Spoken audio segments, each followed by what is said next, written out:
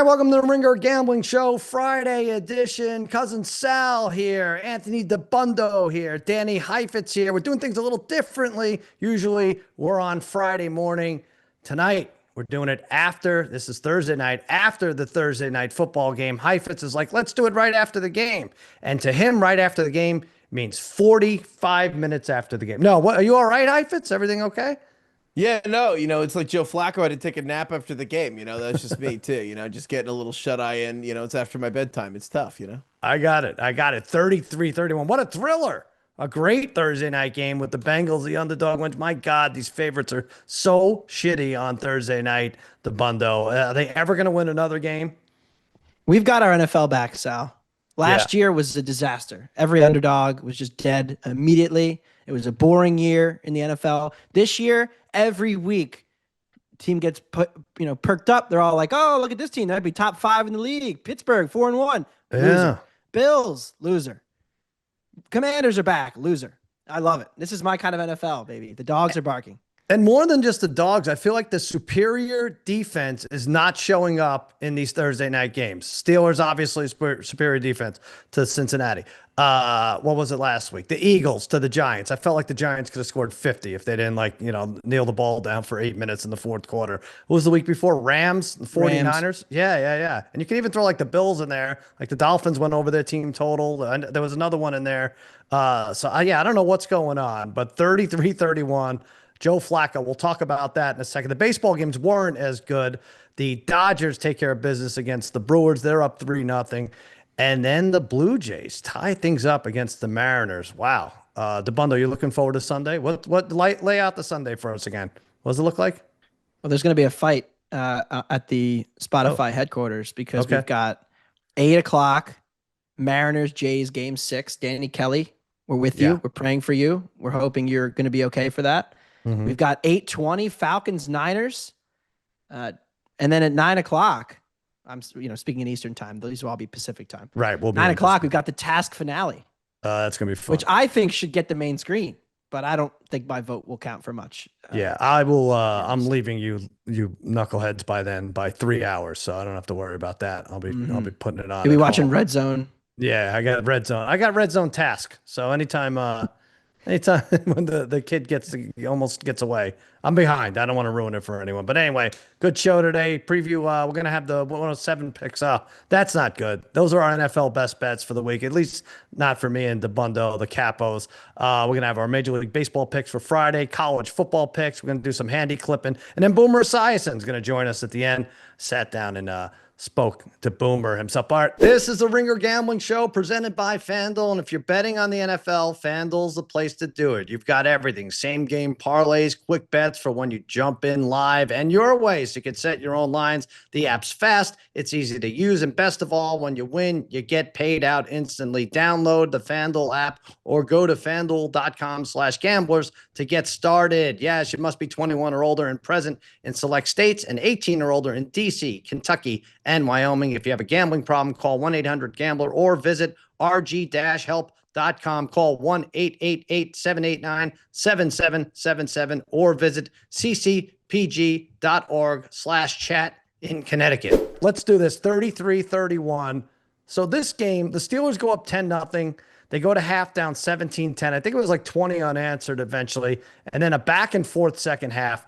But the story of the game, Heifetz, Jamar Chase, 16 for 161, 23 targets. It was like a Will Chamberlain type game, honestly. Like anytime he had the ball, you just couldn't cover him at all. Pretty remarkable. My favorite part of the whole game was the last catch Jamar Chase had after he's already had 15 catches, completely uncovered, to basically put the Bengals in field goal range to seal it. The Steelers just and Kirk Herbstreit just like, I guess they just lost track of him.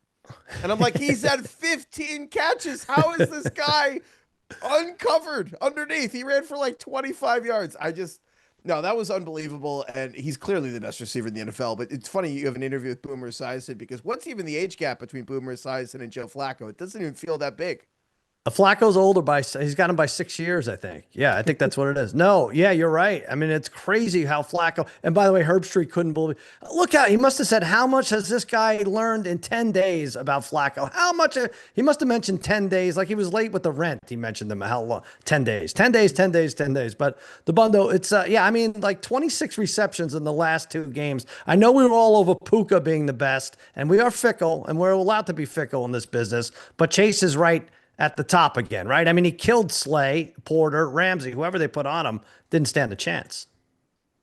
Yeah, the Pittsburgh defense, bet they wish they were playing New England, Dylan Gabriel, and Carson Wentz with no O-line again. Not quite holding up to scrutiny, but when I think about, these elite receivers, all you need is a somewhat competent quarterback. Just be able to kind of get the ball in their general vicinity. That seems to be enough for the top guys. And yes, Jake Browning, there were some struggles, certainly, in that matchup for them. And he's since been benched as a result. But, I mean, we all knew Joe Flacco could come in and huck it up there a couple times. My favorite sequence was when they had that incompletion on the sideline that they reviewed during the 2-minute drill in the first half. And I didn't understand how that was overturned, but they overturned it. And then so the Bengals were like, all right. They ran almost the same play and got the same yards on the next play. Not a banner night for Pittsburgh's defense. And a unit that the underlying metrics have never really loved getting exposed, which is always something I enjoy as a gambler. And let's face it, this team's as good as that defense takes them. So they had 17 sacks in the 3 previous games, 2 tonight. But to me, they should have just walked off the field. That was a great play, the one you talked about, Dabbundo. But Heifetz, what about Flacco? 2nd and 13, I believe. Everyone in the stadium thought he handed it to Chase Brown, and he went end around for like 16 yards. Well, I mean, that was spectacular. Well, you guys were sitting in this waiting for me to show up. I was actually watching Joe Flacco explain this at Amazon post game, and he actually he was doing reporting. I asked Joe Flacco personally, and he actually said what happened was he didn't understand any of the formations they called all night. He's like, they start with F, that's weird. And then he called it wrong or something. So Jamar Chase was in the wrong place. He looked and he's like, screw it, whatever. And he's like, I'll just hand the ball off, because it was supposed to be, I guess, Chase getting emotional, saying, so I'll just hand the ball off. And then the defensive end crashed so hard that Joe Flacco was like, fuck it. And then he just kept it.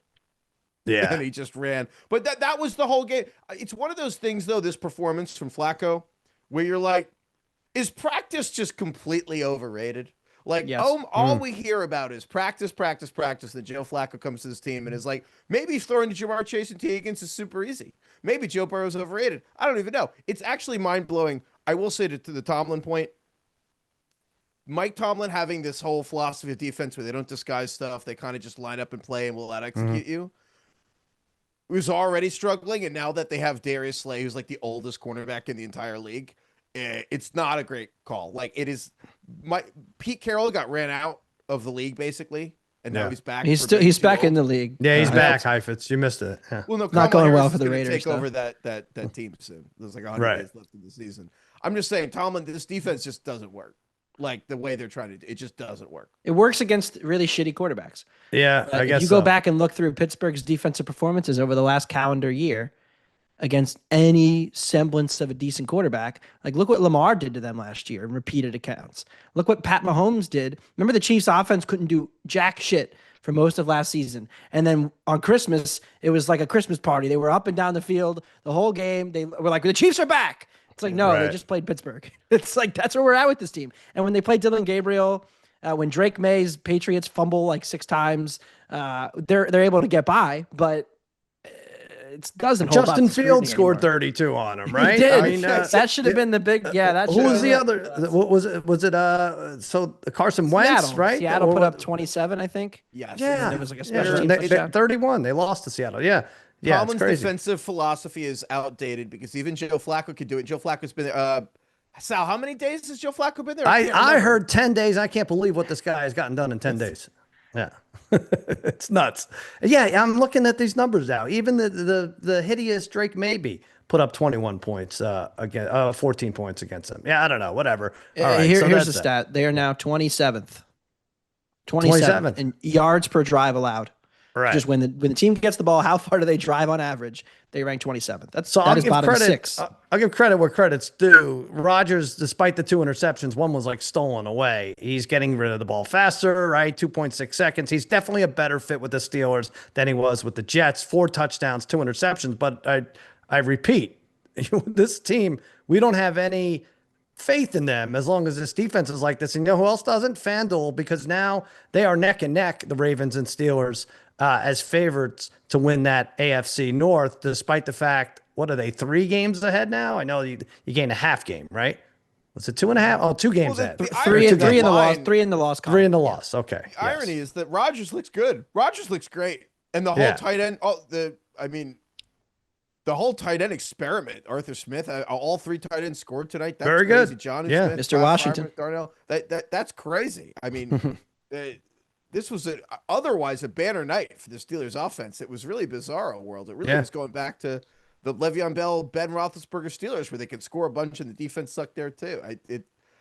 What a weird Rodgers and Flacco being 82 years combined, going almost like a full Jerry, a full Biden in age. Right. And they looked awesome.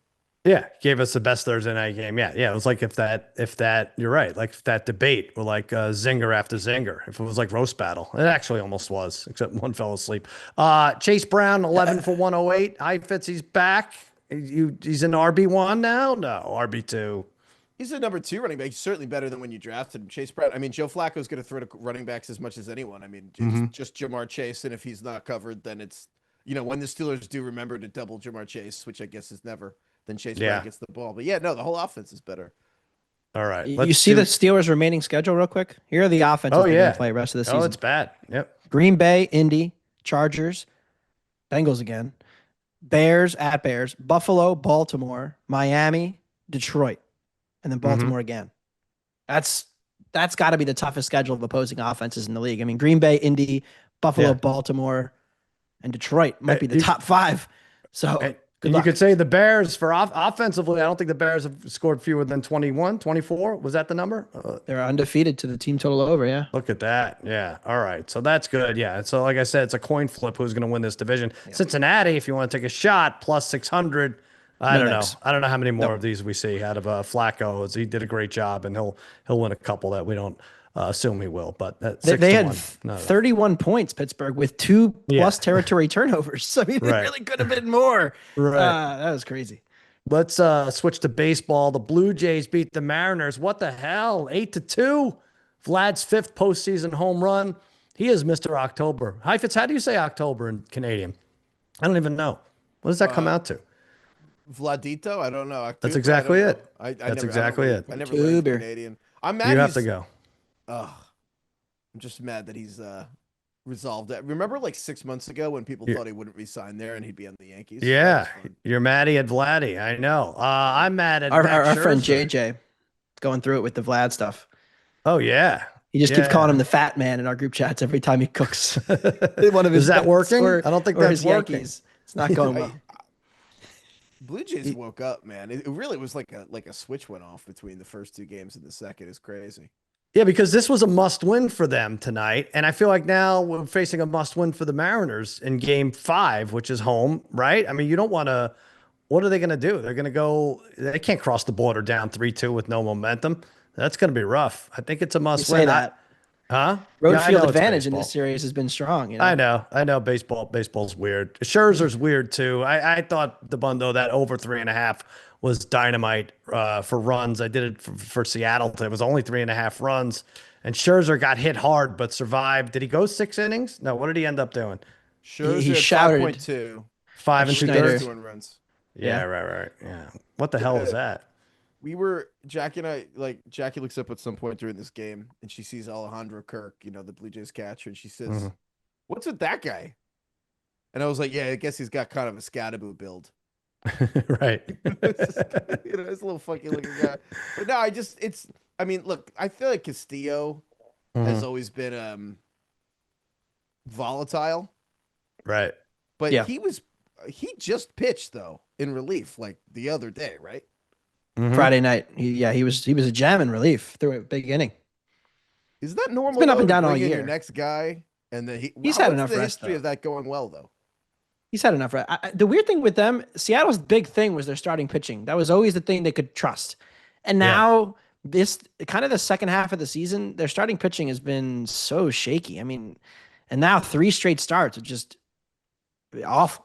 There's a lot of red flags with their starting pitching. And now tomorrow, as we talk about tomorrow, like, so Bryce Miller's going to start, but now Brian Wu, their best pitcher, is coming in relief because he's going to piggyback with Miller. So it's like, oh, we got our best pitcher back, but we don't know how much he's going to pitch, when he's coming in, or if he's going to be available for a game 7. So it's very strange now how they're trying to figure out this pitching plan for the rest of the series. So we might as well pick the game now. It was open at -116. It's down to -112 for the Mariners. Like you said, Bryce Miller against Kevin Gausman. I'm going to go Mariners here. You know, Miller, I know he's shaky. He went 6 innings, gave up a run in game 1.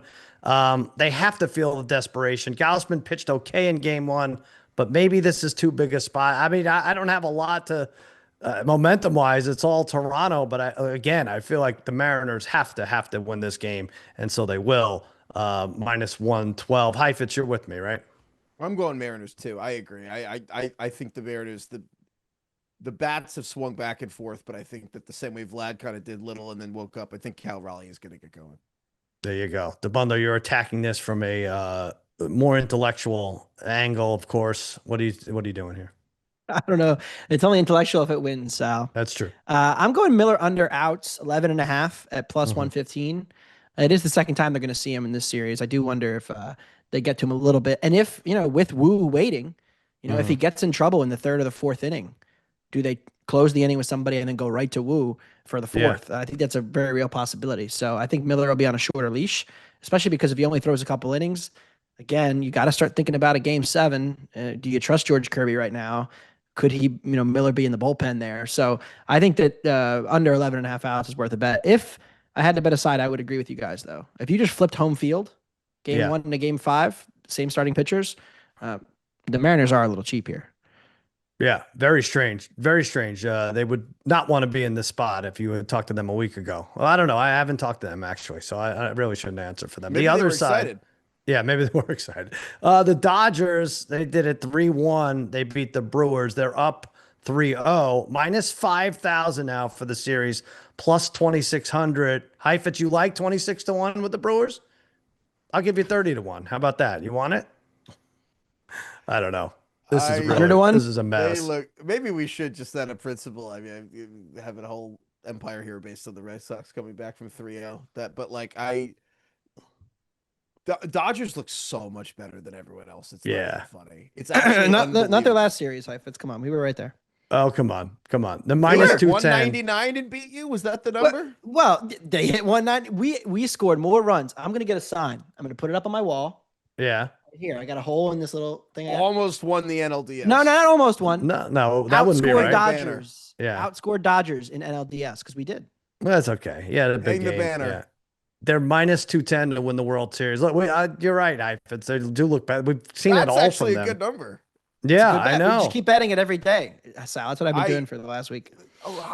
I mean, what the Dodgers. I mean, look, I don't. There's nothing you guys don't know, but the Glasnow, Yamamoto, like the guy. I mean, Ohtani is like he's going to pitch this game. It's like, we kind of forget Ohtani's capable of a complete game too. They wouldn't do that to him, but I'm like, it's actually crazy. The idea that what's our bullpen? We'll just do all starters. The starter's going to do everything. Sasaki will close. All the starters are good. We don't need any bullpen. That was it, right? That was a knock on him, Dabbundo. And I liked them at +550. Not that I liked them, but I was like, if bullpen rights itself, then it's going to be fine. But you're right, Heifetz. They're throwing everything, and no one's fucking up. Like, the bats are lively when they need them. They have insane outings from the starters. And now tonight we see the bullpen, which everyone thought would screw them. 5 pitchers combined for a 4-hitter. Glasnow is excellent. Sasaki, like you said, closes it. And now they're a game away from the Fall Classic. I feel like now the only bets to make are World Series MVPs. Like Ohtani's +300, Freeman +1,000, +800 now. He was 1,000 when I gave it out the other day. But, right, you don't want to take them at -210, Dabbundo. You got to just kind of take 2 or 1 Dodger to win MVP at this point, right? Well, I'll probably just wait till the odds come out for like exact, and I'll lay like 1.5 games. But that's good. But you want to guess? So they played 3 games in this series, right? Mm-hmm. You want to guess how many hits the Brewers have total? 3 baseball games. Let's see, that 4 today. 11? 7. 9. Really? That's insane. We tied it, Heifetz, unless we Yeah, do Price is Right. And, Oh, sorry. and Actually, I said yeah. 8. I don't know what you heard. Oh, you did? Oh, I couldn't hear you. Yeah. Yeah, that's not That's good. You're not think gonna win about a that. series. 9 hits in 27 innings. Yeah, it's stupid. Freaking Dodgers pitching. So let's pick something for Friday. I mean, what's the line here? -196 Ohtani against TBD as of as of Thursday night here. It's got to be eventually Quintana has to pitch, right? Nobody wants to pitch. They asked everyone. They're like, no, I don't want to. I don't want to. Their pitching hasn't been bad. I mean, they've been okay. I know. Peralta was the only pitcher that was really not good of their ace, ironically. So what's you're betting Dodgers pitching again, starting to do Ohtani over 15.5 outs. I assume you mean as a pitcher, right? Because I think that's a terrible bet if you're just talking about his at bats. Well, I wish we could add in his outs because he hasn't hit. Oh, for interesting. shit. You should Yeah, petition FanDuel for that. That's pretty good. Should have combined outs. Yeah, recorded. Combined runs. You get one for every Yeah. run he allows and one for every run he scores. It's like rushing, receiving. Why not? Yeah, we want net.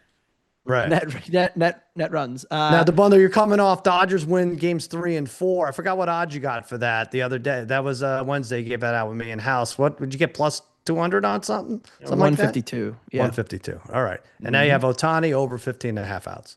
that's correct. Yeah, I don't get this. I think it should be 17.5. They pushed Ohtani in his playoff start against Philly. He went 6 innings. He threw almost 100 pitches. He gave up 3 runs and still got through 6. The only scenario I see where he gets yanked early is if they're just completely, I mean, if he gets blown up or they're completely blowing out the Brewers and they're trying to rest him. But he's had like 10 days off. He's not going to pitch again until probably game 4 of the World Series. That'll be 10 days from now. So what are they saving him for at this point? So let him cook. Go for this historic pitching thing.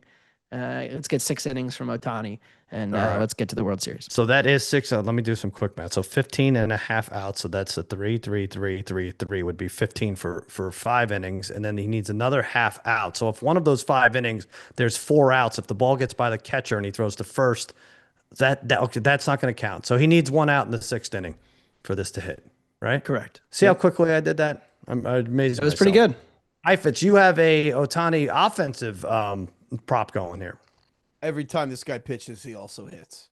Every time. Tungsten Armo Doyle, baby. It's like he's getting a double and an RBI is 7-1. And I can't prove this, but every time I've ever watched Ohtani pitch, he's also had a double and an RBI. Literally What? 100 times. It's the crazy stat, I know. There's no way. Not when he played. Not when he played us. He didn't. Yeah. Not when he played the second best team. Dabbundo, you got to let that go, man. You got to let it go. I can't. I'm not over What the it. band I is told you. for. I didn't just really got win. over Ryan Howard. I'm not over this yet. I'm not even close.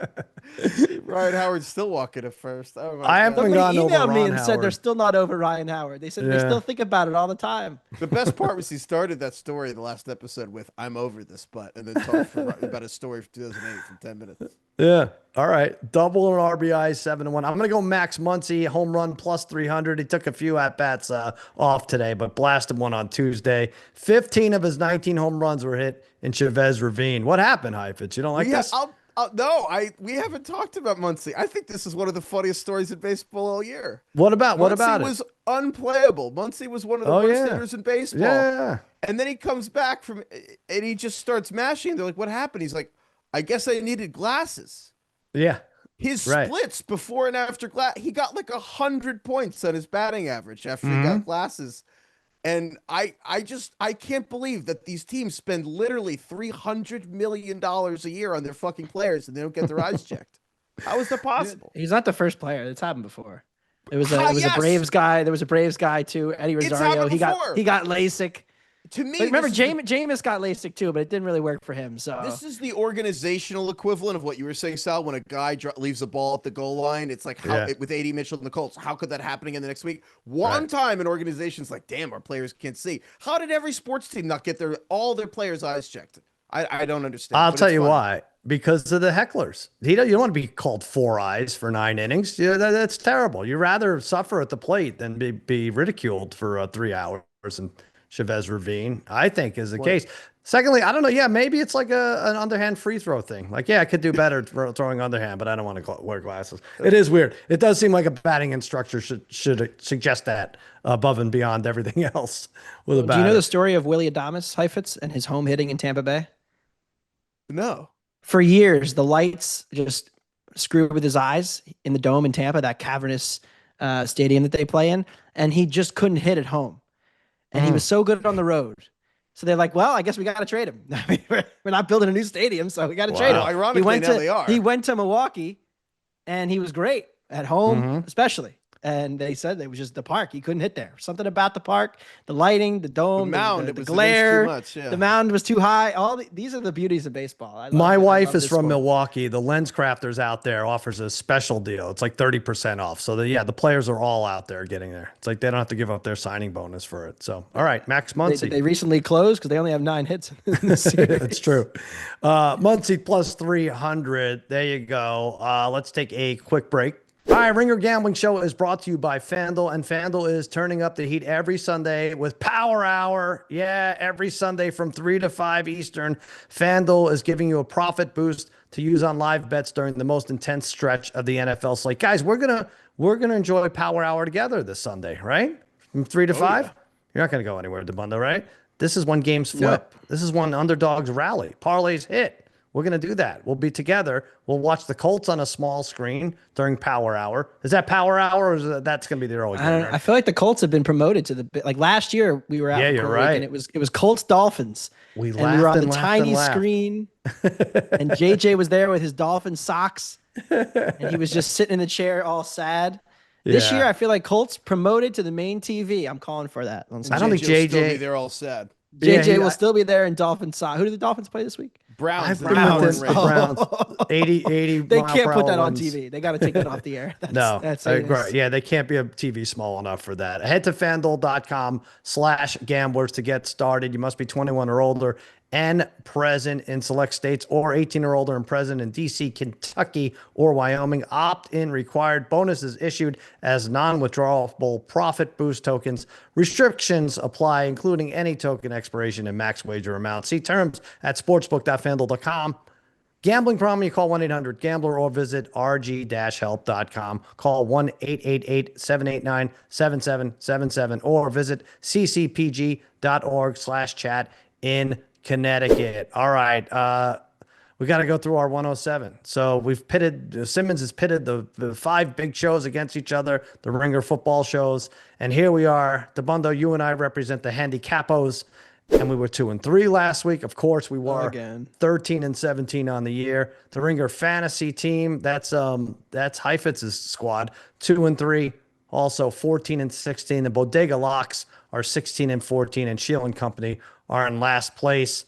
Take us away, Dabbundo. You get 3 picks technically this week, and I get 2. So we are struggling to get out of the gate, and you're starting us off with the Cowboys. This seems like a bad idea.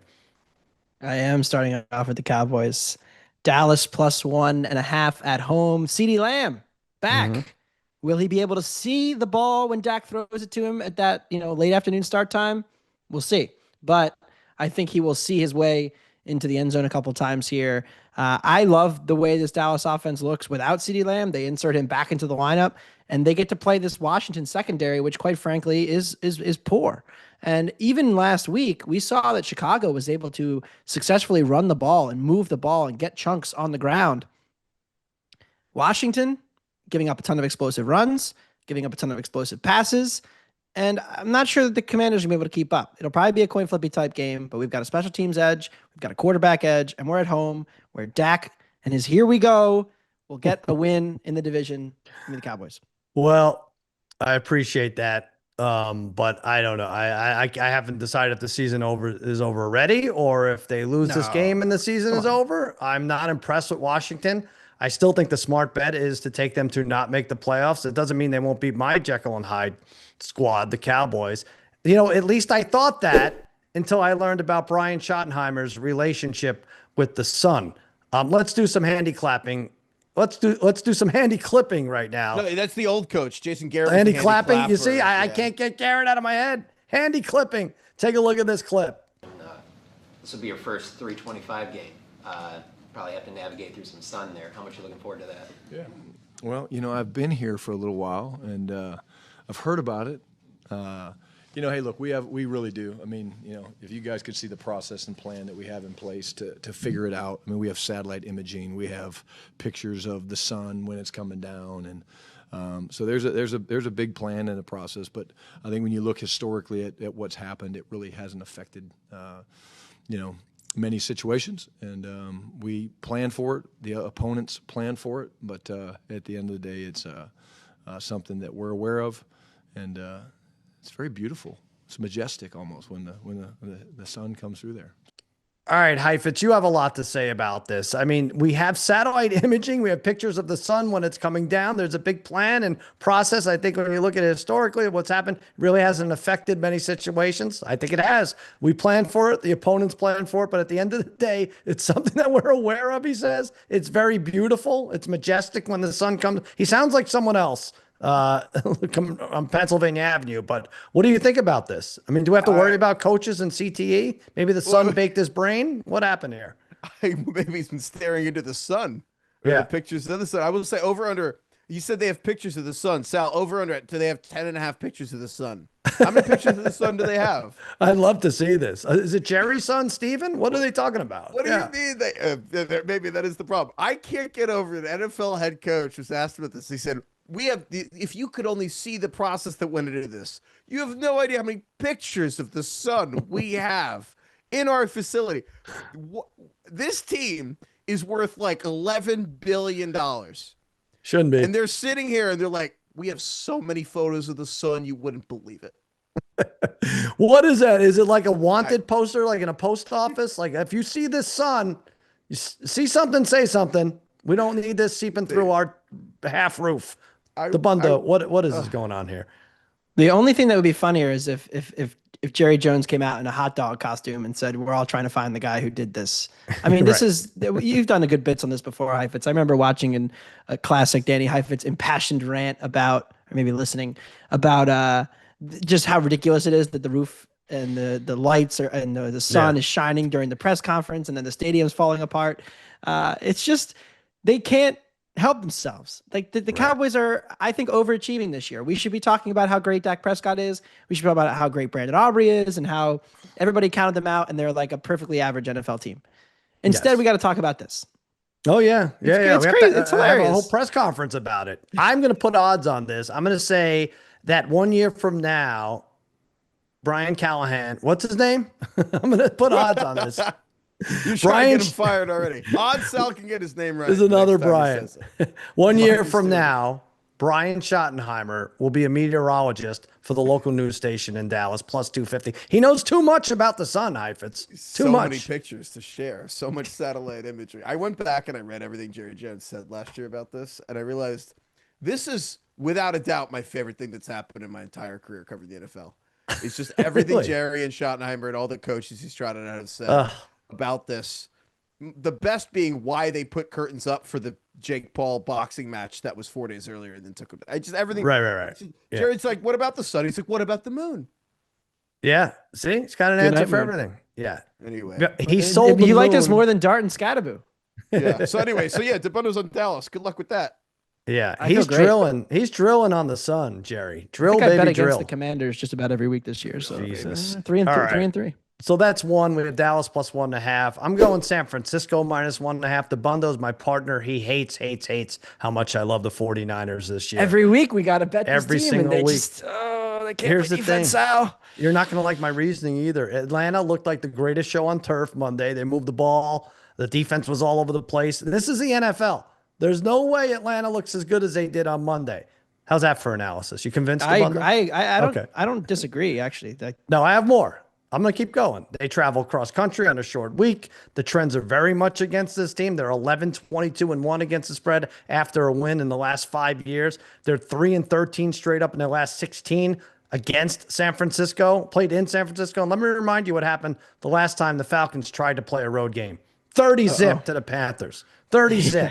I'm not even sure who's taking snaps for San Francisco. They said Purdy should be ready, but I'm going Shanahan over Raheem Morris here. It's a schedule win. for San Francisco, and you're getting them at a discount because of Fred Warner situation. 30-14, I'm saying. Take the 49ers. The Can we get 30-17? I got over 46.5 here. Okay, I'm trying to fine. get Fine. 30-17. 30-17. Go ahead. I support it. I'm in. The only thing is, by the way, it's a primetime game, so we might be cooked. Yes, Dogs. that's true. Now we're good. Oh, yeah, you're right. No, Favorites are due now. We're back. All right. Hopefully the line will flip. The 1.5s usually flip. You have Minnesota plus 2.5. That's not going to flip. Nope. I might even go to 3, but I haven't. I'm waiting. We got 2.5 for the contest, which is all that matters. I don't know if you could draw up a worse coordinator battle, more lopsided coordinator battle than Kevin Patullo and whatever the hell the Eagles are doing every week in practice. I don't know. They said they practiced extra this week, by the way. Again, they keep telling us. Last week they said the coaches, they're not sleeping. No sleep. Yeah. We're really locked in. They went out, laid an egg. Then they had 3 extra days. They said we really worked hard. Extra time in the lab. I don't know what they're cooking in the lab down there at the NovaCare complex, but it ain't working. And the two things that they have struggled with the most: simulated pressure, when teams like disguise their 4-man rushes, and zone defense. Well, you know who plays a lot of zone and who brings a lot of simulated pressures? Mr. Flores. And to be honest, I feel like this could be the game where the offensive wheels fully come off for Philly. I don't like, you got AJ Brown, and he's the only thing they do now is stop, slants, and goes. That's the whole route tree for him. It's ridiculous. And their run game's not good. The O-line's banged up. And then now this Philly defense. Jalen Carter has not really been a productive player. The rest of the pass rush is just okay. They got guys retiring mid-season. I know it's personal for him, but that's not a great sign for the defense. And Quinyon Mitchell's banged up, and now they're going up against 2 of the best receivers, 1-2 duos in the league. I know that Carson Wentz is banged up, not great. He takes a lot of sacks, but this defense doesn't look nearly as good to me either. So I like Minnesota in this one, plus 2.5 at home. Have they ruled out McCarthy? Didn't he he woke up, he felt okay today or something? I don't know. I don't even know who I think he has we won last week itis. Yeah, we have 2 teams that we don't know who's our quarterback, but we're going with them nonetheless. All right, Heifetz, I'll let you comment on this because you are going head to head. You like the Eagles. Dabbundo makes a lot of excellent, well thought out, lucid points. But Carson Wentz sucks ass, and I refuse to bet on Carson Wentz. However, we looked at this very simply. If Carson Wentz beats the Philadelphia Eagles, we will be so rich, our cup will runneth over in content that we think of this purely as a win-win. Because either the Eagles win this bet and we cover, or Carson Wentz beats the Eagles. And I think that is the best. That's as good of a win-win as I can imagine. This game is early Sunday, right? Yes. This game is early. I'm going to propose pumpkin patch apple picking early window. Oh, it's bad. Yeah, it's really bad. Here's what I'll say. I have a couple. This could actually be a buy signal for the Eagles. So this kind of scares me. I have 3 buddies who are playing golf Sunday at 1 o'clock because they're so mad at the Eagles. Really? Wow. Yeah. I said, you guys are embarrassing. 4-2, defending Super Bowl champions, and you're playing freaking golf instead of watching the Eagles. I love that. Our phones. I said, that's a disgrace. That's a disgrace. They were so pissed about the Giants game and about I think one of them went to the Denver game. Just what we should do Sunday, Heifetz. If the Eagles lose, we should mute the TVs for the late game. And I'll pull up the stream for WIP 94.1 in Philly, and we can just hear what people have to say if Carson Wentz beats the Eagles on Sunday. That'll be perfect because we can't see anything anyway because the Cowboys game is going to be so blinded by the sun. We'll just man, that's not nice. And the Colts game will be on a TV so small. Right. Nobody. By the way, our apple picking will be during that Rams-Jags game, which kicks at 6:30 in the morning. So I expect you guys to have your buckets ready. We're going right there. I'll pick you up at 6:20. That's when we'll go. Here's our third 6:45. Our 4th pick, actually. Kansas City minus 11.5. Now, I get the Chiefs are a flawed team, but maybe gaining momentum. They're starting to believe in themselves. I think after that Detroit win, Mahomes is the MVP favorite. Kansas City is the Super Bowl favorite now, along with the Bills at plus 650. Against the Raiders, they've won 8 of the last 9. The last 3 were by a touchdown or less. So the Raiders covered all of them. Of course, they lost that Christmas game, we remember, but no turnovers, no interceptions for KC last week, no penalties either. 10 interceptions for Geno Smith on the other hand. The Raiders, I feel like, got their win for the month. They no-show on Sunday. Mahomes' last 4, 9 touchdowns, 1 interception.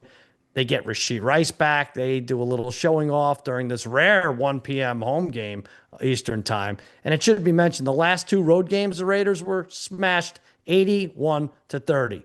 Looking like Brock Bowers may not go again. There's just not enough offense without him. Like even Jacoby Myers was a solid, consistent player. I think he barely broke 100 combined yards for the last 3 games. So it's all Genty. This is going to be a lousy one-sided game from start to finish, 31-12. What do you think of that, Dabbundo? You're Well, the whole thing. off. Yep. The whole thing with the Chiefs is like, oh, you can't bet them to lay big points because their offense is so not explosive. Yeah. That was the story of the last 2 years. But guess what? I mean, if they're back, we're going to start to see them put up margin again. So hopefully it's this week. Geno should throw 2 interceptions, so maybe they have short fields for those drives at least. So I think it's ugly. I think it's ugly. All right, Dabbundo, lead us off. We kind of both agreed on this. Green Bay -6.5, and Heifetz has it too.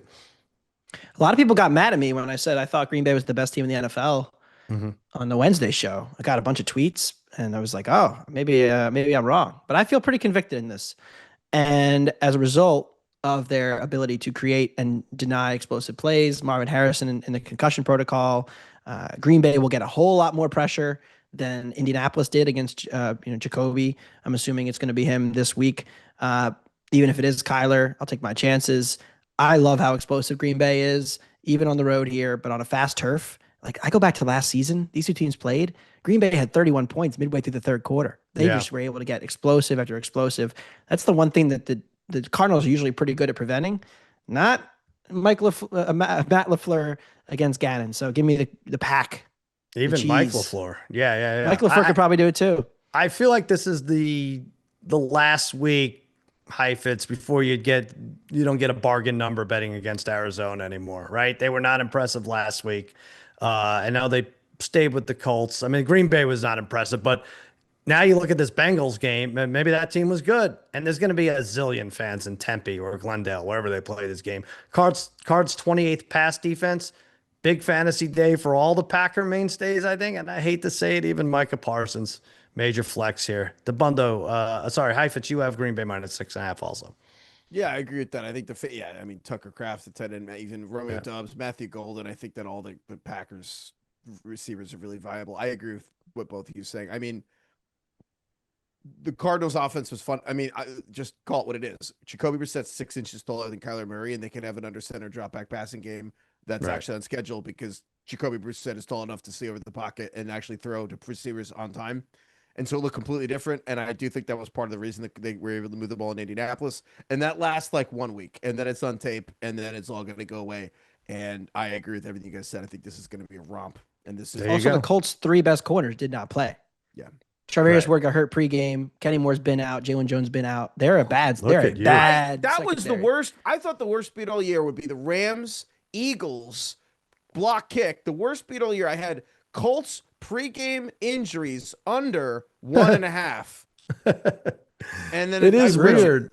That was crazy. And Richardson and I mean the 2 most important players on the team. A cornerback ran into a tight end, their best cornerback, and missed the game, and that wasn't. I didn't even know they had before the game. Isn't that crazy? Yeah.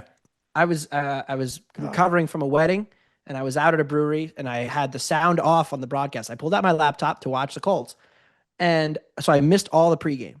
And I'm sitting there, and I'm looking. It's like midway through the 2nd quarter. I'm like, man, the defense is getting cooked. Like, what is going on? I'm like, where's Charvarius Ward? Why isn't he out there? So I put in Twitter, I put in Charvarius Ward, and I saw the video. And you miss a little, miss a lot. I wanted to live bet the Cardinals, but it was too late. They were already beating us. Yeah. So I couldn't even do that. It was just a weird game. We all right, so that's our 5. What do we say? What do we do here, Dabbundo? Cowboys. We're really going with the Cowboys +1.5. San Francisco -1.5. Minnesota +2.5. Kansas City -11.5. And Green Bay -6.5. I did mention people just assume Ringer 107 is brought to you by FanDuel, right? Heifetz. So you went head to head with us with Philly, Minnesota. You went with us with Green Bay. What else did the fantasy guys do? Pats -7. We have Pats giving 7 to the Titans. Just Vrabel's going to run up the score, and they're so much better, and the Titans suck, and Vrabel's going to run up the score, and I think that's our favorite bet of the week. Colts getting points out of principle. The Colts lead the league in points, and I know that their schedule, blah blah blah, who they've played. The Chargers are weak. Left tackle, right tackle, center. Well, I'm just saying, quite literally, the offensive line for the Chargers has problems left, right, and center. Literally. Yeah. You know, can I just tell you, you're saying they're weak. I know the strength and conditioning coach for the Chargers. Ben Herbert? Ben Herbert, my kid plays Little League Baseball with Thomas Herbert, Travel League. Yeah. Well, that's really funny. I mean Ben Herbert, no disrespect. I don't want Ben Herbert to shove me in a locker, but all his things are making the Chargers harder to break. They seem just as easy to break as they were before he showed up. He's a serious dude. He'll fuck you up. The scariest person I've ever seen that I don't think is in the military, and I'm gonna get shoved in a locker. But also, I feel like I could be a little mouthier as a parent, when he's around, because he'll back us up. That's how I feel with him. The weight room at the Chargers. The amount of signs and signage and mottos, it's like an essay. Like every square inch is like a. He helped design it. He did. They gave him a plan. He's like, no. This is how it's got to be. It's spectacular, that stupid weight room. Go ahead. Sorry. So, real quick with the Pats -7. You talk about content, like your cup would be overflowing with content. Nothing better this year if Tennessee upsets the Pats. Come on. Don't take that. Should we parlay the dead cat new coach bounce? Yeah. What's that? Well, the new coach bounce. They got a new coach, Mike McCoy, former Charger. Does it count the new coach bounce if it's a senior offensive assistant? I think. Well, remember when the Colts fired Frank Reich and brought in Jeff Saturday from the ESPN set? Right. You know what happened in their first game? They won as 6-point underdogs. They did. Right. The most absurd result of the last 5 years. People loved them for a minute. Then they lost every game the rest of the season. We should parlay Wentz with the Titans. No. That'd be so much fun. That'd be so much fun. Oh, Sunday night. I was going to bet the Pats. Pats would have been on our list if they didn't fire Callahan, but now they did. I can't. We can dream, Sal. Maybe the Titans. Simmons would back out of the Sunday night pod if Vrabel lost to the pitiful Titans. There wouldn't be enough hot water and lemon in the world for him to show up. And yet it's only 7. Heifetz, why aren't you? You guys should go to this Colts game, both of you. Because the bundle's gonna need a ride home, Heifetz. So that's a good point. Are you not going? You're in LA. Well, it's Ben Herbert's gonna kick the shit out of you. Maybe stay away. Yeah, he can't show up. The bundle, you didn't think about going to this game? I thought about it. I actually, if anyone from the Chargers finds this, I actually don't want you to show this to Ben Herbert and get me beat up. I want you to, if there's any good news, the Chargers uniforms in this are hideous. They're wearing these giant yellow. They look like high noons. Like they're just these giant yellow tubes. I don't know what they're doing. The last bet we have here is we have the Seattle giving 3.5 to the Texans, and I'd rather 2.5. But I'm like, the Texans' offensive line sucks, and the Seahawks defensive line rules. And I'm not gonna. I think the Texans beat their last 2 games by 70-10. I don't care. I don't care the Texans put up 44 on the Ravens, down 9 defenders. I don't care that the Texans beat the Texans were up 6-0 on the Titans through 3 quarters. I think their offense still sucks, and I won't be convinced of it otherwise till I see them put up points in Seattle's defense. All right. I hope you go 2-3 because that's what we're going. I want everyone to go 2-3 the rest of the way. Let's just do that. What else do we want to do? Let's do a couple props here. Let's give the people some props. We hit on these. We do okay. The Bundo, you're just going to go to the same well here. I love a good bit. I'm gonna do a Rondé Gadsden until Heifetz, Craig and Danny bring him up on the fantasy show. Okay. Favors, baby. We talked about him. Did you talk about him? Yeah. We shouted you out. Did you add him in any of your leagues? You said Dabundo's going to mention Gadsden. That's how they talked about him. That was it. Yeah. That was it. Yeah. He's got look, the target share. Rondé Gadsden derangements. Way up. Yeah. Routes run way up. Colts defense way down. Can't guard. Linebackers stinking coverage. I think the Chargers are going to move the ball pretty well through the air against the Colts here. I don't know that they'll run the ball well because of their O-line problems, but I think they'll be able to pass against us. Gadsden still not adjusted up enough. Over 26.5 receiving yards. I love a good bit. All right. A Gadsden mind virus over there. It's fine. Go orange. Danny, you have you and I both have quarterback props. Yeah, I mean, the Giants, I'm a little concerned about my Giants this week because they're playing the Broncos, and the Broncos, I mean, they have the best defense in the NFL. I was a little blown away. The Broncos allowed 4 touchdowns all year. which I won't lie, I found pretty concerning. But I have Jackson Dart under 38.5 rushing yards for a very simple reason. The Broncos don't allow rushing yards to quarterbacks if they don't want to. I mean, Daniel Jones had 2 rushing yards versus the Broncos. Justin Herbert had 6 rushing yards versus the Broncos. Jalen Hurts had 3 rushing yards.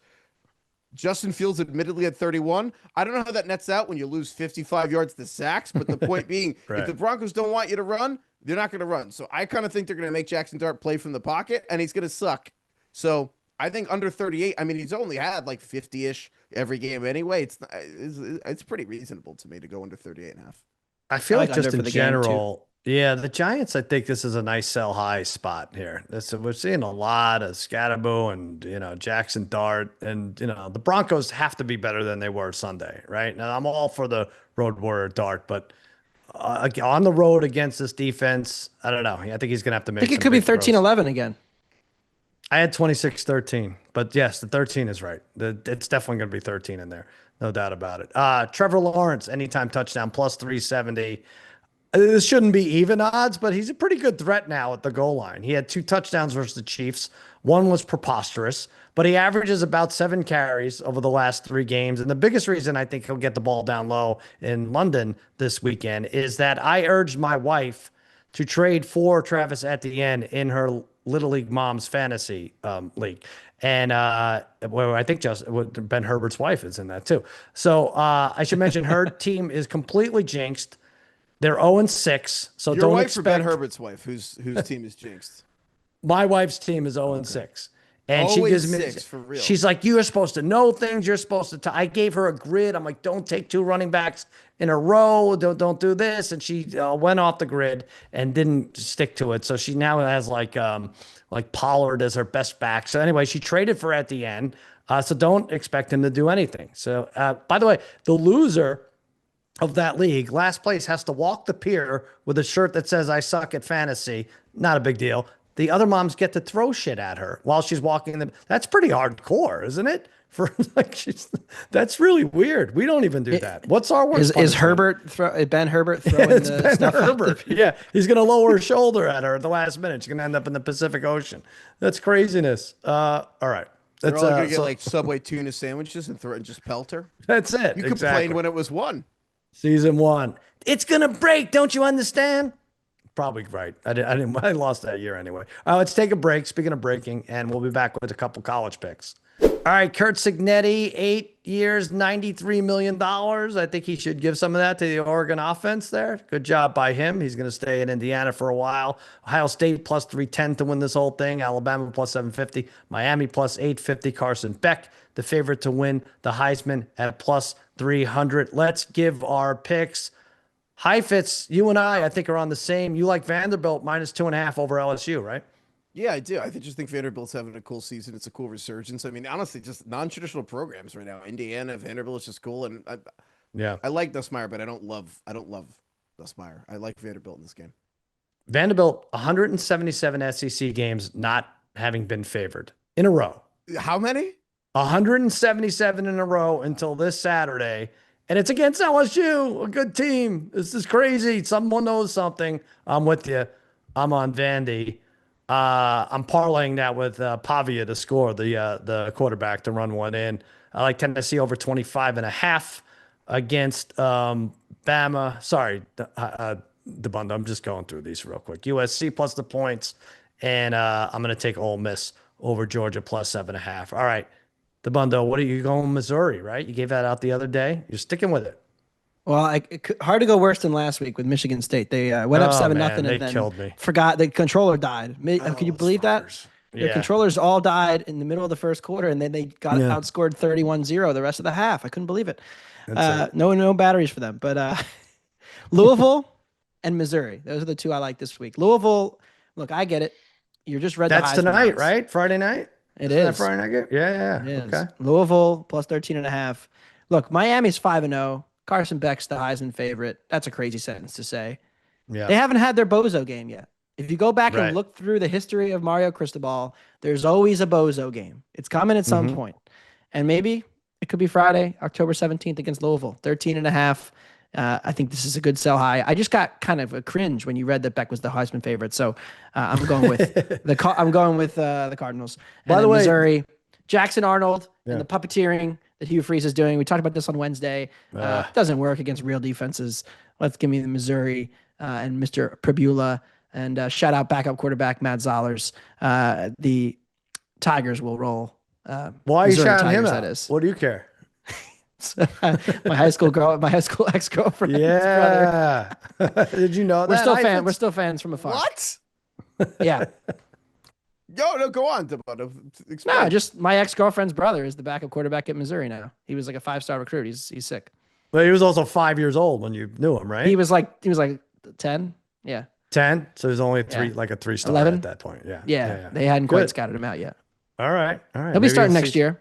We're confident. Maybe he'll get some time in this game. He's got the shout out. He's got all the motivation. I'm going to go, I like Vanderbilt and all the ones I mentioned. Georgia Tech, I'm on with the Heifetz with Vanderbilt, but I'm taking Georgia Tech plus 1.5 over Duke. This Yellow Jackets team, I had high hopes for them preseason, picked them to grab a playoff spot. So far, so good. And I feel like if they win all their games, it would be very difficult to keep them out. I maintain that.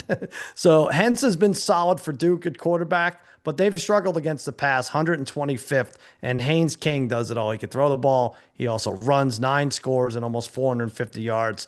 They've won 4 in a row, Georgia Tech, in this series. Let's make it 5. Brent Key is accustomed to stealing these close games. He gets another one, 28-22. All right. That's One it. more thought. Yeah, go ahead. Casey Keeler, Temple Owls, 5-1 against the spread. Just going to keep running an update all year long. Was that your other ex-girlfriend's sisters? Yeah, What is yeah. that? Is that yeah. He's the head coach of the Temple Owls. Older brother then got it. 5-1 That's ATS. right. Just keep tabs. See how they do ATS at the end of the season. There you go. Got to first base with his niece or something. Yeah, we got to figure out. Heifetz, Caught I have stealing second. Boomer Esiason coming on here. We're going to throw to the interview in a second. But I asked Boomer about his Mount Rushmore of New York athletes. Now, you can't do this all the time. You just can't, because you're going to have to put Ruth and Mantle and Gehrig and fit Willie Mays and Jackie Robinson in there. But can you even do it for the last 25 years? You know, it's funny because the first name I thought, Eli Manning is the only one that actually has to be in it. New York. Aaron Judge. Well, see, here we go. Aaron Judge has to be in it. He's your fucking. Hold 18 on, years Judge old. over Jeter? Well, Judge over no, Jeter? it's Jeter over Judge. Yeah. because Aaron Yeah, Judge. well, hasn't why won not- anything. why not The both? moment Aaron Judge Well, wins Aaron one Judge ring- hasn't won anything. This is baseball. Come on. Oh, There- wow. well, this is the one I'll admit. I kind of forgot that Derek Jeter won 3 of the rings, and then Derek Jeter still won 2 in the 20. Jeter's on the Mount Rushmore, like he is. Aaron Judge is a better no doubt. baseball player, though. Aaron No, Judge has Jeter- hopefully 10 Jeter's years on. left. Jeter's on. He doesn't Yeah. know what he's talking about, Sal. Yeah. He doesn't know. Okay. I feel like I'm taking crazy pills here. Aaron I'll Judge is give about you to You know win what, Eli- the Dabbundo? MVP. Derek Jeter was called up to the majors 2 months after I was born, and then he retired when I was a sophomore in college. You dated his sister. And Oh, no, I that's dated different. his Yeah, younger okay. sister. Yeah, exactly. His ex-girlfriend's brother's sister. Yeah. No, it's Eli and it's Jeter. I would argue the guys who haven't won anything. It's like Carmelo with the Knicks. Jalen Brunson's probably going to pass Carmelo, but they didn't win anything. Oh, come on. I would say it's Strahan. And honestly, it's Tommy DeVito. Talking about New York athletes. Who's more New York than Tommy DeVito? Yeah. I was going to say LT, but no, he doesn't get 25 years. He's not in there. He had a can't be- he's not 25-year sentence at some point. Right, that's true. He's 25 to life. Yeah. Yeah, 25 is different because you wouldn't put Tyson in there either at 25, right? Because that's more 50. You're talking about 2000 and now. The irony is the best Jet by far is Darrelle Revis, and he cannot be on this because he won No, a he Super Bowl can't. with the Patriots. So there's no Jets on this list. See, to me, Eli has to be on, but he's also not an automatic Hall of Famer. I know you're going to argue with me there too, but I don't even care about the Hall of Fame. I'm like, we won the 2 Super Bowls. I'm no, like, I know, I'll let but shouldn't the other people top argue. 4, shouldn't the Mount Rushmore of New York be Hall of Famers? Well, that's what you In don't care. theory, but Yeah. you know what? The Pro Football Hall of Fame is a very Okay. interesting and flawed. Now, Eli's on the list. Jeter's on the list. Judge. Hockey, Lundqvist is the best Ranger of the 21st century. I don't know if he has Yeah. to be in the top 4. You know what I mean? Mhm. I'm not going to address the Brooklyn Nets or the Islanders or any of that stuff. Okay. I don't think Carmelo's there either. So All right. You missed it. I mean, Wait, so who was your fourth? it's got to be Joey Chestnut. What's the matter with you guys? Every year after year after year, he proves it's himself. true. That's All right. Yeah. Is he from New York? Well, I don't know. He does Coney it in Island. Brooklyn. Let's hook it right there. I guess, It's right yeah, there but in he's not Brooklyn, from New York, though. yeah. I don't know. He's a New York guy. You know what? Manning. Eli Manning's not from Yeah, New but York. that's Yeah. different. That, like, he called New York home. I Joey think Chestnut lives would in- call it home, Chestnut- but his mouth, Chestnut, his mouth born in is full. Kentucky. He can't call anything.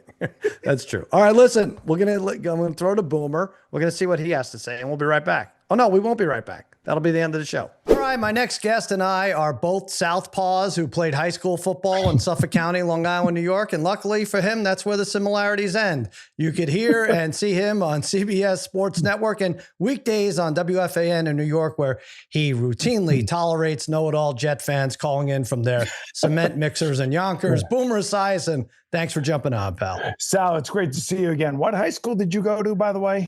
I went to John Glenn High School, which I believe won the what would it be? The Hanson's year, the Rutgers Cup in '79, which is the year, I believe that's the year you graduated, right?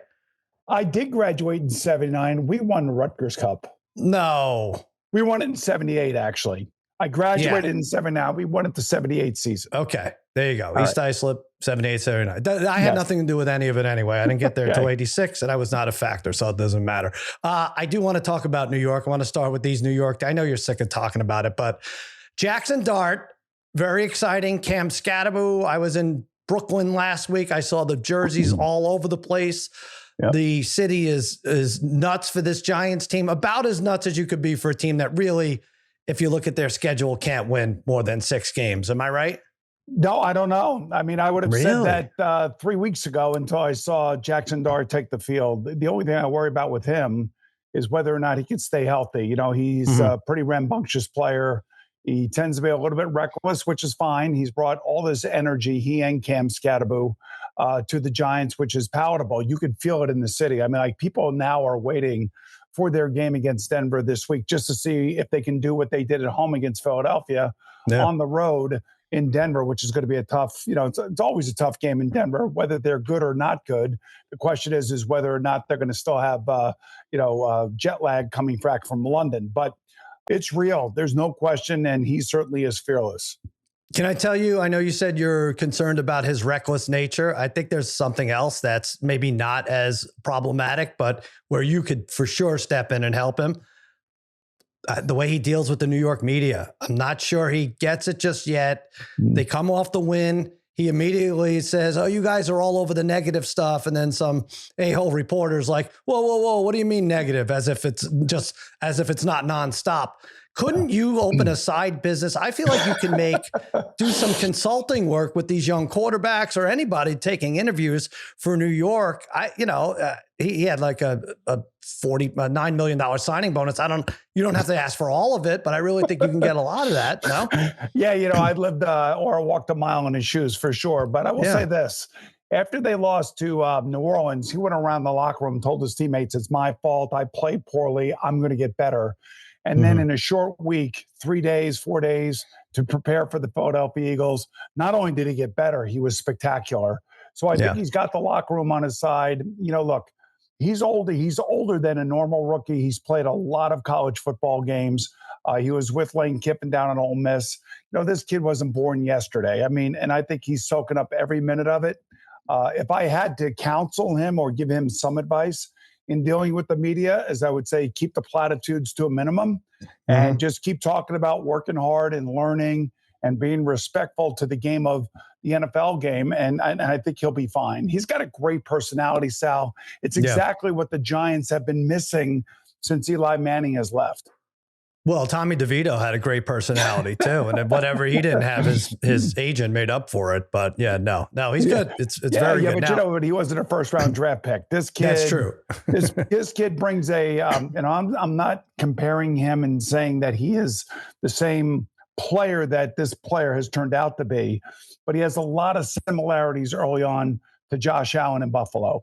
He plays a reckless brand of football. He's got a great arm. And there were 2 passes that he did not complete in Philadelphia or against Philadelphia, where he threw touch passes over the top of defenders. And the defenders actually made nice plays to knock the ball away from his intended receiver.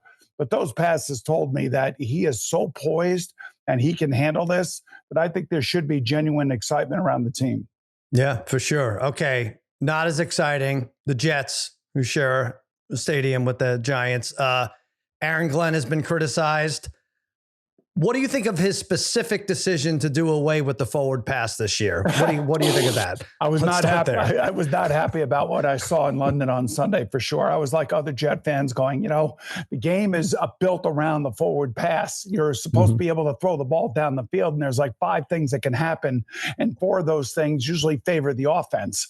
And Right. it was one of the first games. I think the Jets actually had another game where there were no defensive pass interference calls against the Jet wide receivers. Why? Because they don't throw the ball down the field, or at least in this game they didn't.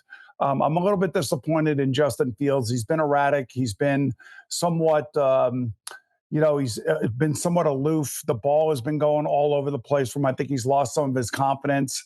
And I don't know if Buffalo knocked it out of him back then in week 2 when they beat him up pretty good and they knocked him out with a concussion. Since he's come back, he's been very, very inconsistent. And that's kind of been the way he's been as a quarterback for both Chicago and Pittsburgh. And there's a reason why Pittsburgh benched him for Russell Wilson. I mean, you don't have to be stupid to see why.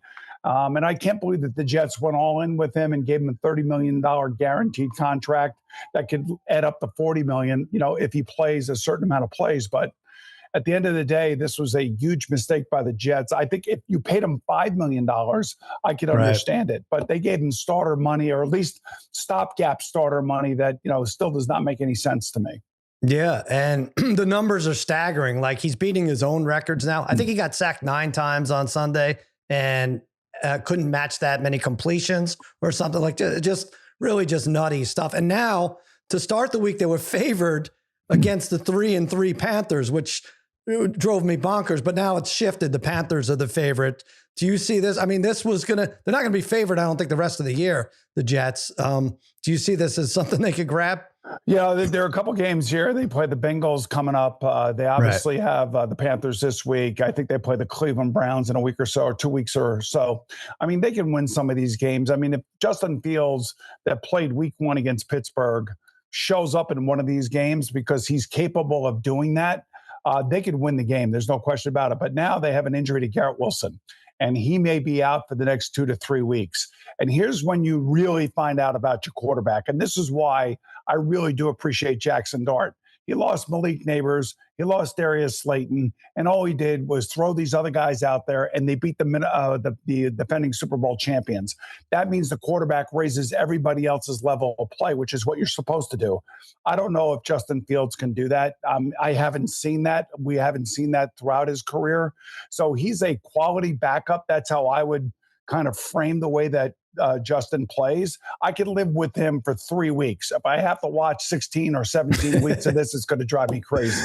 Absolutely. You mentioned that Jets-Bengals game. Where is that? Is that in Cincinnati? It's going to be in Cincinnati, yes. And I will be there in person for that game, by the way. Yes, they're putting you in an Uber pool and making you the master of ceremonies. That's great. Good for you. Actually, it's a Ring of Honor ceremony honoring Dave Lapham and Lamar Parrish, former Bengals. And I'm going back. I was invited back by the Cincinnati Bengals. They are paying my way, thankfully. And I look forward to being a part of that ceremony at halftime of that game. All right. That'll be fun. We look forward to that as well. Listen, we got some clarity this week. The criteria for a coach getting fired. In college, you have to lose as a 20-point favorite 2 weeks in a row.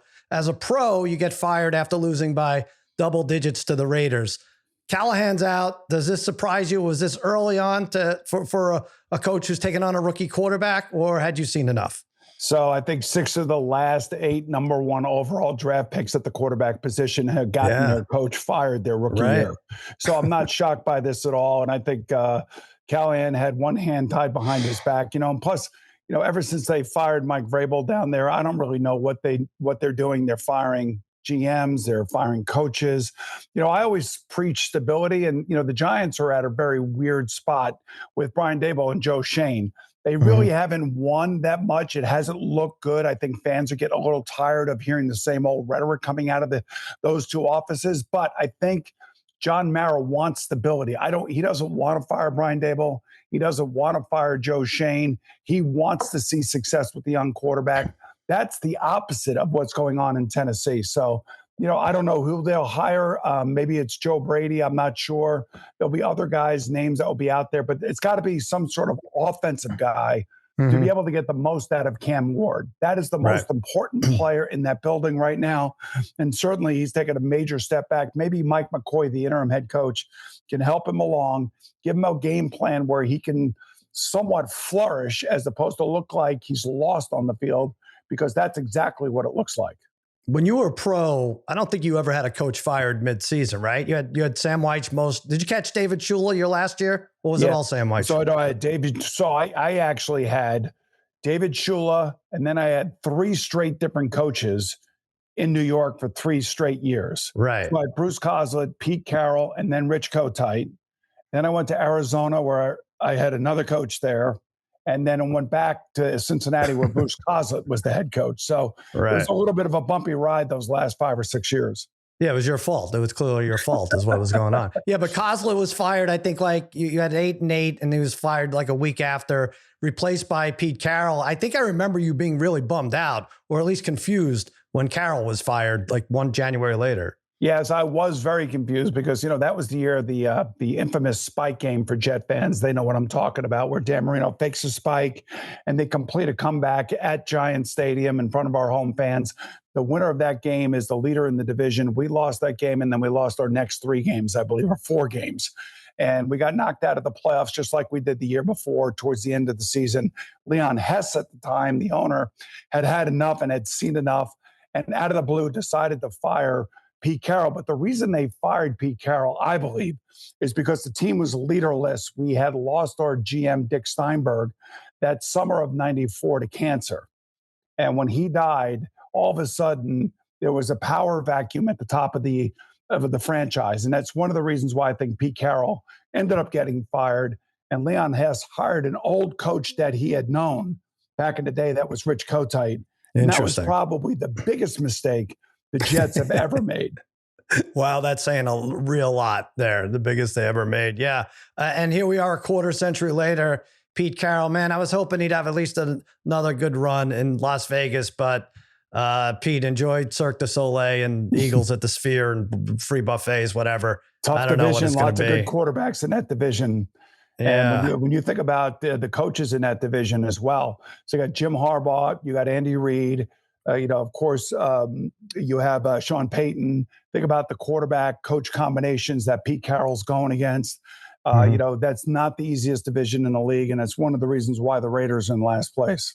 Yeah, tough sledding for them.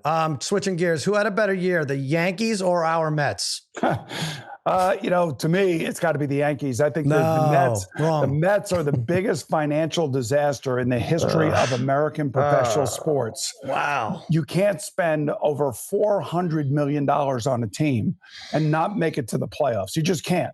You gave $765 million to one player. He had offensively, he had a great year.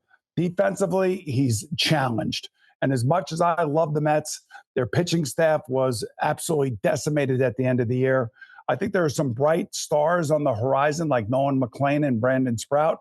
But I would just say that at the moment, they have to be the biggest disappointment because of the amount of money that they spent.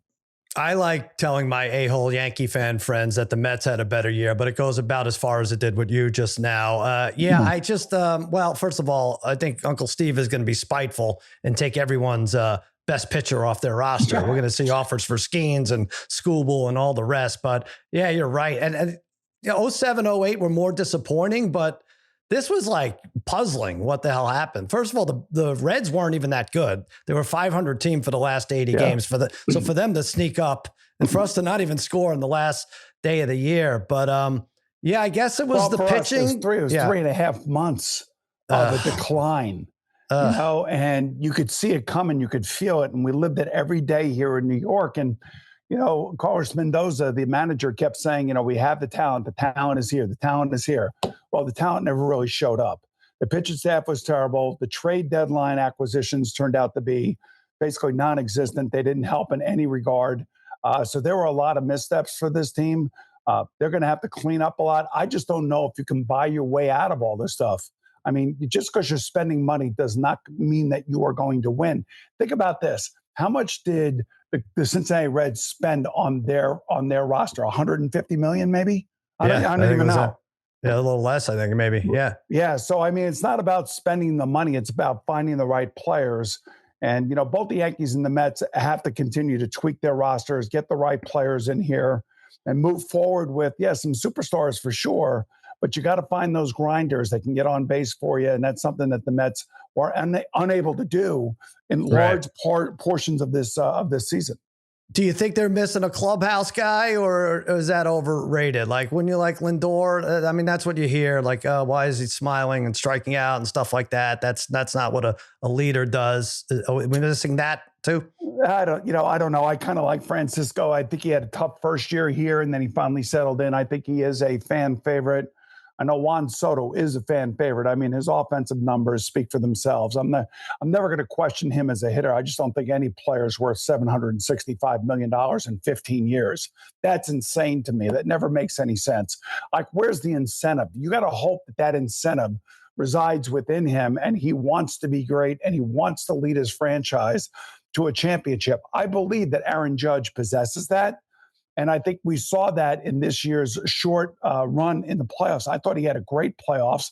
They pitch around him so much, but he still gets hits. He still steals bases and pretty much plays a flawless right field. So I want that type of player. That I don't know who that player would be for the Mets. I don't even know if there's a player out there that's remotely close to that. Maybe Kyle Tucker could be that kind of player, because he will be available via free agency, and we could desperately use a nice hitting, contact hitting, home run hitting outfielder like him.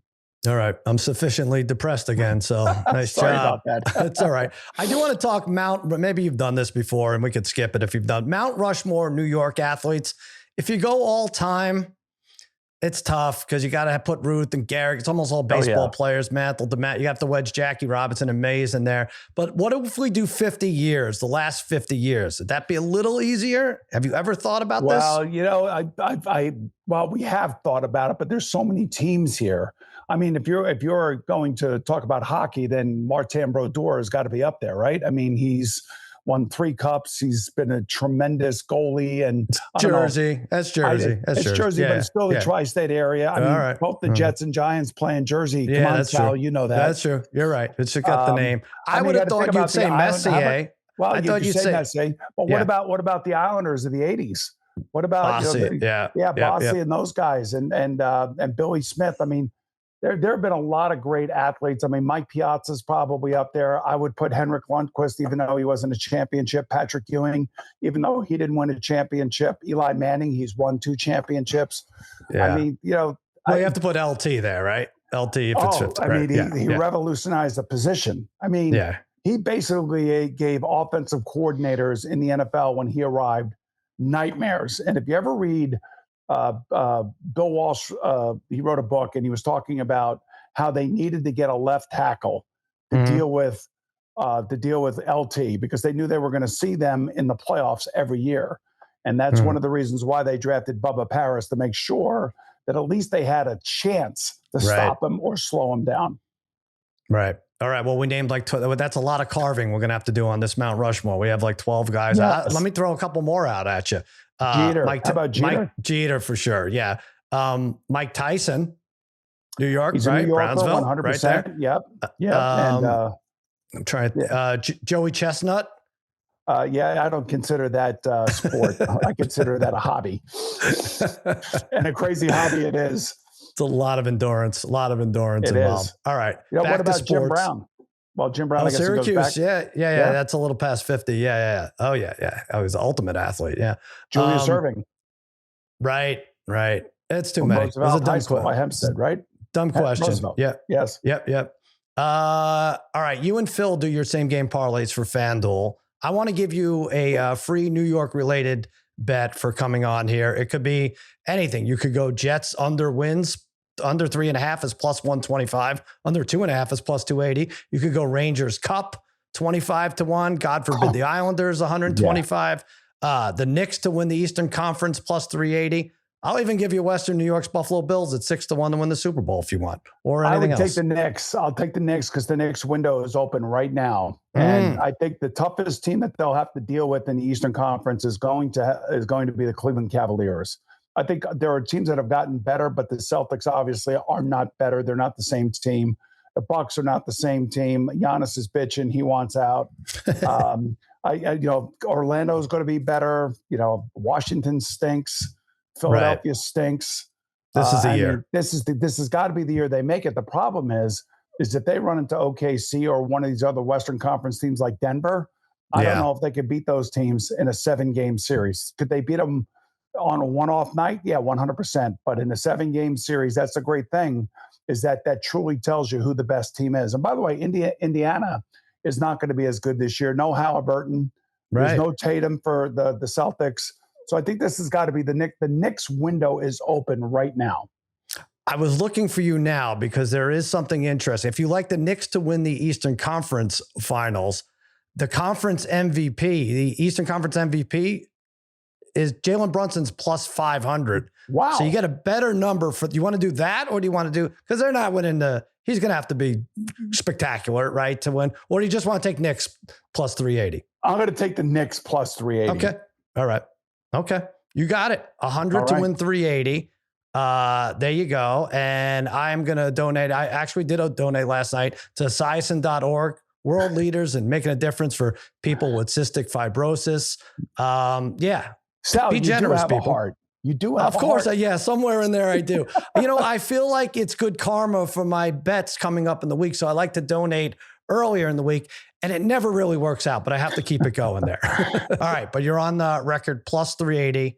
Boomer Esiason, thanks for coming on, pal. I appreciate it. Always my pleasure, Sal. Have a great day. All right. That does it for another episode of the Ringer Gambling Show. For Anthony Dabbundo, Danny Heifetz, and the great Boomer Esiason, I'm Sal saying so long, and may your parlays be prosperous. Must be 21 or older and present in select states, or 18 or older and present in D.C., Kentucky, or Wyoming. If you have a gambling problem, call 1-800-GAMBLER or visit rg-help.com. Call 1-888-789-7777 or visit ccpg.org/chat in Connecticut. You must be 21 or older and present in select states. For Kansas, in affiliation with Kansas Star Casino, or 18 or older and present in D.C., Kentucky, or Wyoming. If you have a gambling problem, call 1-800-GAMBLER or visit fanduel.com/RG, 1-888-789-7777 or visit ccpg.org/chat in Connecticut, or visit mdgamblinghelp.org in Maryland. Hope is here. Visit gamblinghelplinema.org or call 800-327-5050 for 24/7 support in Massachusetts, or call 877-8-HOPE-NEW YORK or text HOPE New York in New York.